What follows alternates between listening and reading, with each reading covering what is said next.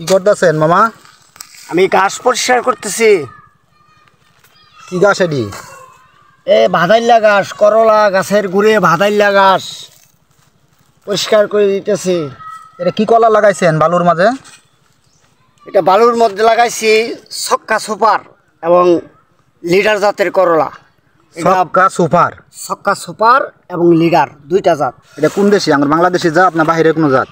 না, এগুলি বাহিরের জাত, হাইব্রিড জাত সবই বাহিরের হয় সাধারণত, কিন্তু এটা বাংলাদেশে এগ্রোয়ান নামক একটি বেসরকারি প্রতিষ্ঠান ওনারা বাজারজাত করতেছে এই ছক্কা সুপার এবং লিডার, এবং অন্যান্য আরও জাতও আছে, কিন্তু এইগুলি আপাতত মোটামুটি ভালো। কতটি গাছ লাগাইছেন? আমি এখানে গাছ লাগাইছি 200। একটা গাছে কিরূপ পরিমাণ করলা হয়?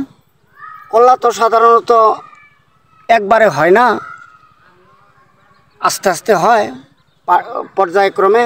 তবে সাধারণত 5 থেকে 6 কেজি করলা হারভেস্ট করা সম্ভব প্রতি গাছে।